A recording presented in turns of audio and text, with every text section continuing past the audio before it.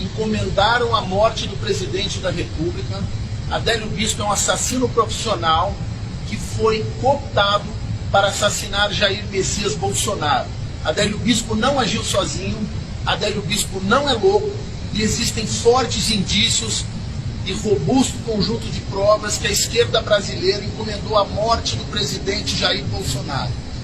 Lá atrás, a Polícia Federal, em medida cautelar, requereu e o Ministério Público Federal anuiu com o chancelamento da Justiça Federal pelas medidas cautelares de busca e apreensão de inúmeros elementos informativos, celulares, circuito de imagens internas de segurança dos hotéis onde foram feitas a reunião entre o patrocinador desses advogados que ali apareceram de paraquedas. E foi concedido lá atrás, quando houve a decisão do juiz federal de Minas Gerais pela busca e apreensão, definindo as medidas cautelares, a Ordem dos Advogados do Brasil, o Conselho de Minas Gerais, impetrou um mandado de segurança e foi deferida uma liminar.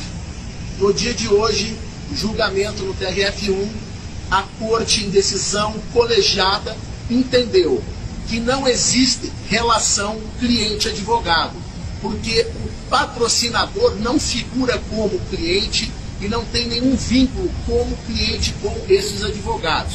Importante ressaltar que quando esse advogado se apresentou a Adélio Bispo, ele afirmou que a mãe de Adélio Bispo havia o contratado, que ele não deveria se preocupar com honorários advocatícios. Adélio Bispo, o assassino, riu e disse a este advogado que a mãe dele havia falecido há mais de 10 anos. Então é um caso único, singular e inusitado no Brasil, em que Adélio Bispo, o assassino, não conhecia os advogados, não os contratou, não solicitou a presença ou participação deles nessa defesa, tampouco os familiares de Adélio Bispo não acionaram esses advogados, não contrataram, não pagaram, sequer existia um contrato. Portanto, não há essa relação, essa figura da prerrogativa dos advogados entre cliente barra advogado. O que existe são pessoas, forças ocultas que de bastidores patrocinaram e pagaram esses advogados, advogados esses que deram inúmeras entrevistas, alguns inclusive em tom de deboche, afirmando que receberam o pagamento e que não iriam dizer quem eram esses patrocinadores.